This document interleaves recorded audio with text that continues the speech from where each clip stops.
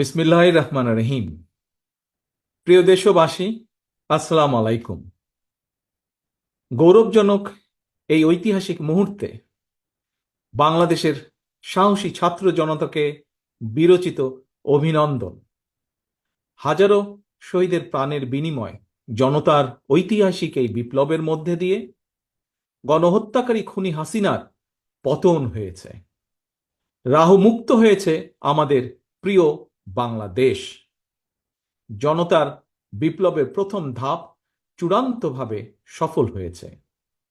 লাখো শহীদের প্রাণের বিনিময়ে অর্জিত বাংলাদেশ কখনো পরাজয় মানতে পারে না।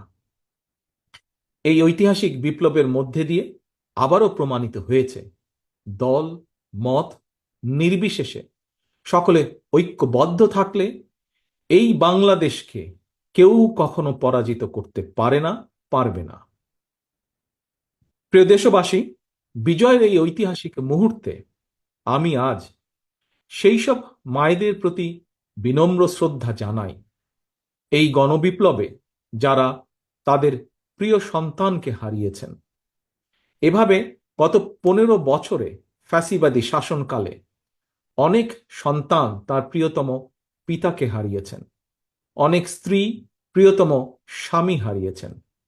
গুম খুন অপহরণ করে অসংখ্য মায়ের বুক খালি করে দেওয়া হয়েছে।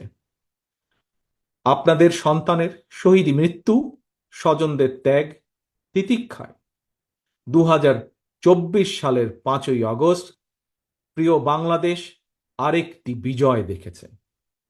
জনতার ঐতিহাসিক বিপ্লব সফল করতে গিয়ে অসংখ্য ছাত্র জনতা আহত হয়েছেন। বাসায়, হাসপাতালে কিংবা ক্লিনিকে চিকিৎসাধীন যন্ত্রণাবিদ্ধ সময়ে সমস্ত ভালোবাসা নিয়ে আপনাদের পাশে আজ সারা বাংলাদেশ।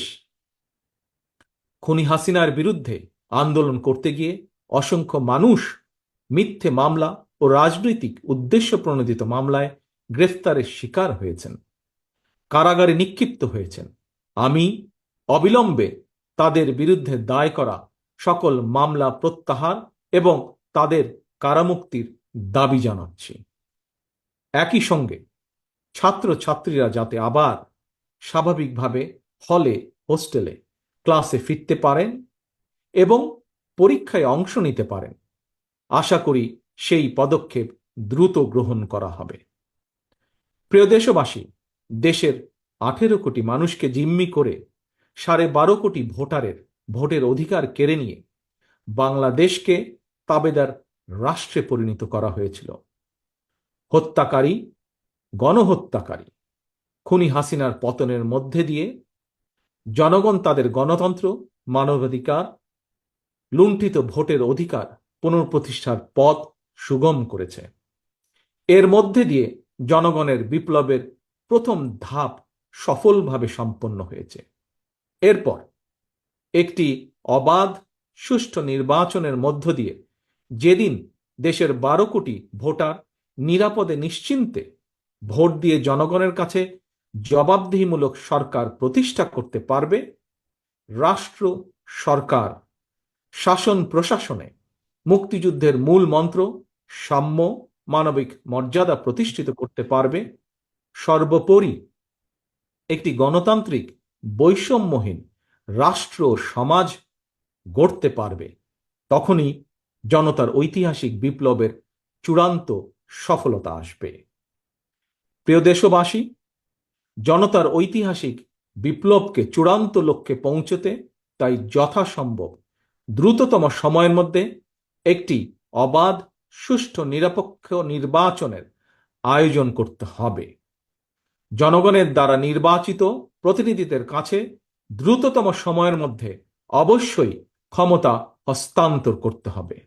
একটি বৈষম্যহীন গণতান্ত্রিক বাংলাদেশ প্রতিষ্ঠার লক্ষ্যে একটি অবাধ, সুষ্ঠু নির্বাচন আয়োজনের জন্য বিএনপি সহ বাংলাদেশের প্রতিটি গণতান্ত্রিক রাজনৈতিক দল সব রকমের সহযোগিতা করবে। প্রিয় দেশবাসী, এবার আমি আপনাদের কাছে একটি বিনীত আহ্বান রাখতে চাই। বিজয়ীর কাছে পরাজিতরা নিরাপদ থাকলে বিজয়ের আনন্দ মহিমান্বিত হয়। সুতরাং বিজয়ের এই আনন্দঘন সময়ে রাহুমুক্তির এই ঐতিহাসিক মুহূর্ত শান্তভাবে উদযাপন করুন। অনুগ্রহ করে কেউ প্রতিশোধ কিংবা প্রতিহিংসা পরায়ণ হবেন না। কেউ নিজের হাতে দয়া করে আইন তুলে নেবেন না। অর্জিত বিজয় যাতে লক্ষ্যচ্যুত না হয় সে ব্যাপারে জনগণকে সতর্ক দৃষ্টি রাখতে হবে। 52, 71 কিংবা 90 মতন ছাত্র জনতা আবারও একটি বিজয়ের ইতিহাস রচনা করেছে। প্রিয় দেশবাসী, আবারও আপনাদের সকলকে বিরচিত অভিনন্দন। আল্লাহ হাফেজ। বাংলাদেশ জিন্দাবাদ। বাংলাদেশ জাতীয়তাবাদী দল জিন্দাবাদ।